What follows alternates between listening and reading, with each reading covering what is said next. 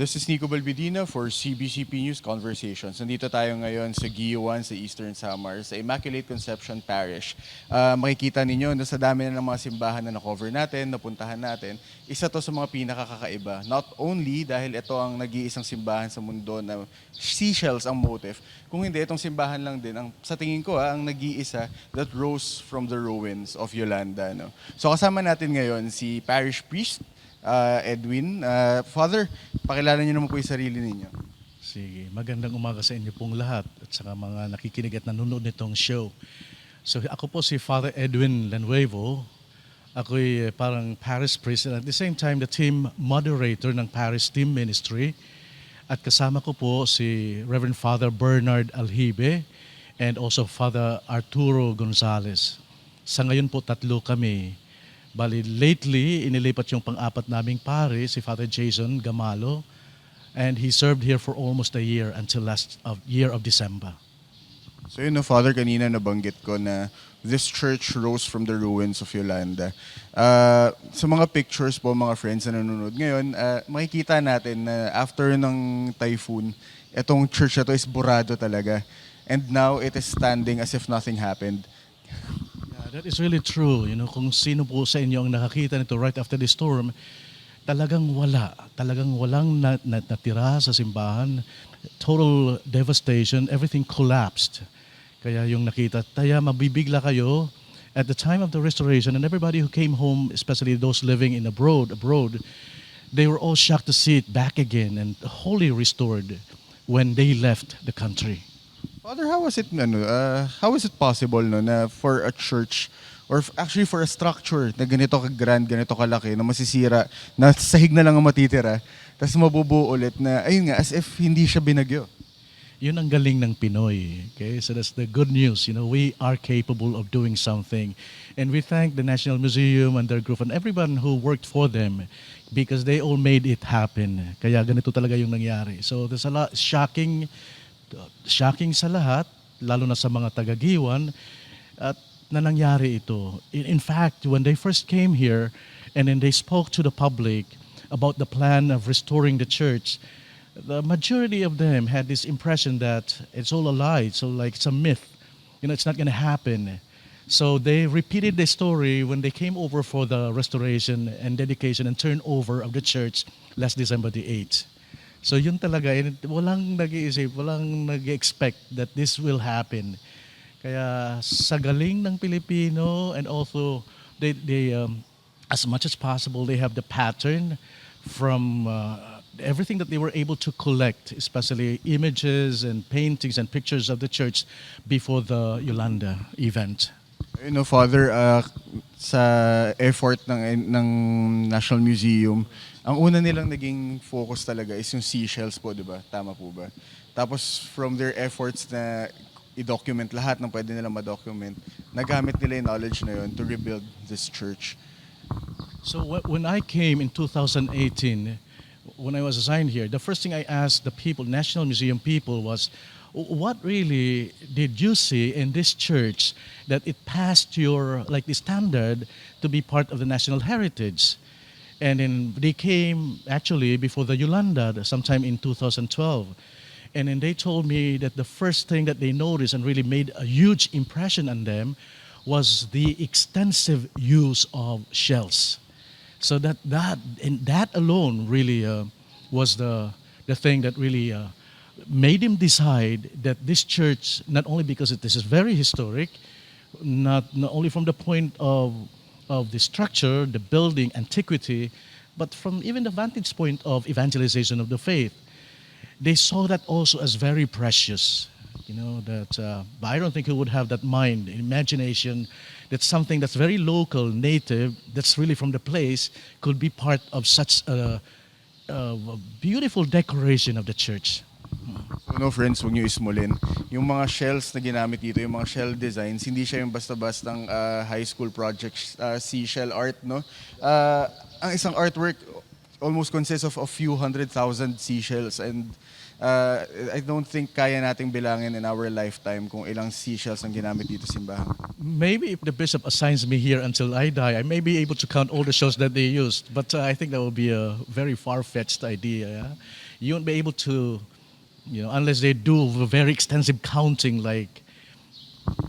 Father, it's almost impossible, ano? Now, Father, nung after the restoration or while it was being restored, marami ko yung na-discover dito sa simbahan na to na hindi nyo nakilala before this happened. For example, yung mga sigils, tapos yung the relic na bago rin dito. Okay, so one thing that I think the first thing that they discovered, and also we discovered after the National Museum people discovered it, was the baptistry. Okay, because the baptistry used to be the storeroom of the parish. So when Yolanda happened, everything flew, all the debris was there, taken out and cleaned up. And then they saw all this beautiful decoration in the baptistry. I think they were able to take some pictures of it. And the other thing, this choir loft where we are doing the interview was all the way to the wall. And then when this choir loft collapsed, they saw that there was something hidden behind the choir loft. The insignia of the one who founded the church, the insignia of the Jesuits, of the Society of Jesus. So everybody was shocked. They said, I was growing up, and then until I became a priest, until before Yolanda, we never imagined and thought and expected that there was something behind the wall that was part of the original, as to us, original choir loft. I understand that dito ho kayo lumaki, no? No, actually, I belong to the next, like 16, 17 kilometers away from here. I'm not original from Guiuan.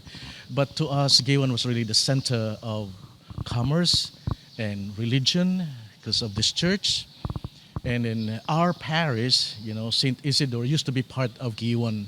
It only became a parish much later I think in 1970, so pretty much later.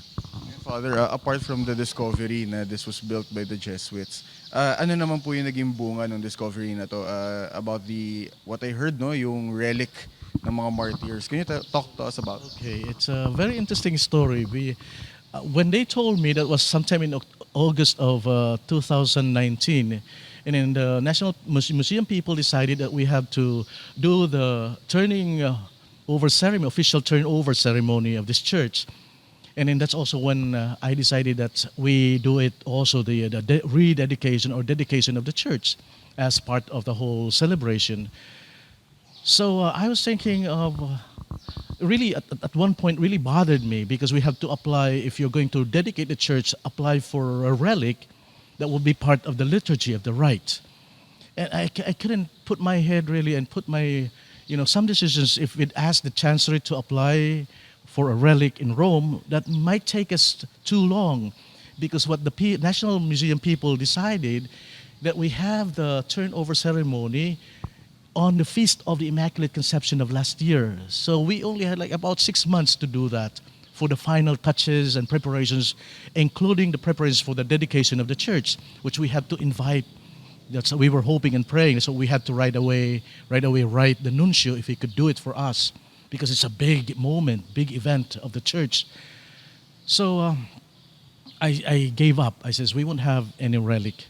Until the last week, when I was hearing some news from the National Museum through the help of Reverend Father Rene Haveliana. And that happened 2 days prior to the dedication, when he came to see me, bringing me a relic. So God's hands was really there, helping us. And in the relic was not just any kind of relic. It was not just a randomly selected relic. It's a relic that has to do with the history of the church in Guiuan, of the people who founded the church, the Jesuits, because it's the relic of the Japanese martyrs, including Jesuits, lay in Japan during the persecution in Japan. So they brought us the relic, and I'm going to give the certificate to you guys so that you can also include that in your in the exhibit. And we were so grateful. And then, as the certificate says, this is not just a relic that we're giving you as a gift, but it is a gift at the same time a symbol of our continual bond with this church. They founded it in 1595, and in the bond, the spirit of the Jesuits, of the religious order of the Society of Jesus, remains with us, with this church. That's why I challenged them when they came over for the dedication that since you gave us the relic and you said that you'd like to keep your connection with this church, that your mission also would continue with us. In what way, we don't know, but that would be their challenge. And the final note we had at the dedication as part of the relic and the looking forward, because it happened sometime in Advent, the Feast of the Immaculate Conception. So I told the nuncio after the Mass that if there's anything that we have part of the Advent celebration that we look forward to, is hopefully that this church becomes a minor basilica, because it really bears not only history, so much history, and faith, the evangelization, but also the religiosity of the people of Guiuan.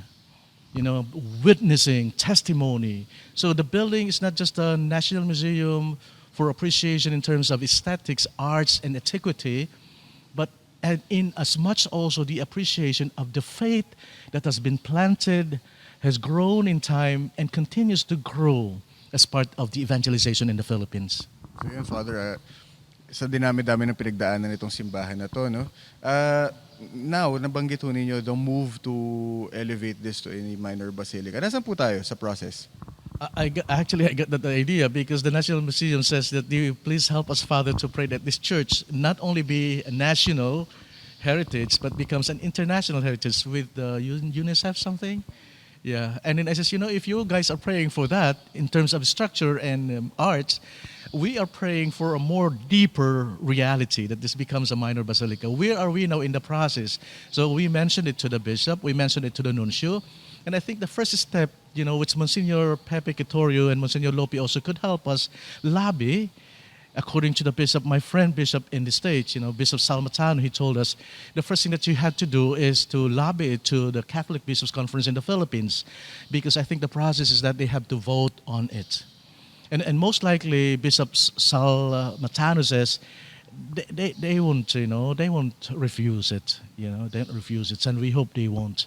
And then we're preparing the papers. We were given the guidelines and the requirements that would be necessary for the approval first here in the Philippines from the nunciature, and I think that will come out sometime, hopefully 2 months, 3 months from now, because we have to really do it. If we could make this church as part of the 500-year celebration next year, that would be great. That would be marvelous. Imagine as part of the culmination celebration as making this church as a basilica, minor basilica. That will be the biggest gift that we can have from the Catholic Church. Father, this has been a very good conversation so far. And before we end, meron lang ako na isa sa mga nabasa ko while researching about the restoration is grabe rin yung effort na nanggaling sa mga tao, sa mga citizens surrounding the church. Yung mga talagang nagsole ng mga art, mga pieces na galing dito. Some of those are priceless pero pinili nilang isole at tumulong para buuin to. Ano po yung message niyo sa kanila now na etong meron tayong effort to elevate this to a minor basilica? Siguro una sa lahat, maraming salamat po sa lahat. Maraming salamat po sa lahat. God, we can only be grateful, for the blessings. People, yung puso ng mga tao po rito sa Guiuan is really, their heart is for the church. Their heart is for Jesus, for the faith, Kahit ganun ka bagsak minsan yung tao rito, poverty, rampant poverty, Pero yung tao talaga very rich in faith, very impressive and also edifying. And my message is simple, we pray, especially that we are in this Lenten season, we're calling for renewal, conversion, in rededication of the faith, not just of this church, but the church as we, the people of God. That we pray together, that this church, when it becomes a minor basilica, becomes an embodiment of the greatness of the faith. That if there's anything that we should treasure, it is the faith. It is the faith. If there's something that we have to move forward to, look forward to, it has to do with the faith. We understand that history is also precious to others like Magellan's Landing and other historical discoveries that they have now, the first Mass in Homonhon. They are all in the context and within the perspective of evangelization and faith. So, ayun po, I really hope that this wouldn't be the last time na makapapadpad kami dito sa Guiuan Church. And I hope na the next time that we go here, this will be the minor Basilica of Guiuan na po. No? This has been a very fruitful conversation. Once again, I am Nico Balbidina. I am with Father Edwin Silanuevo. And thank you so much for watching CBCP News Conversations.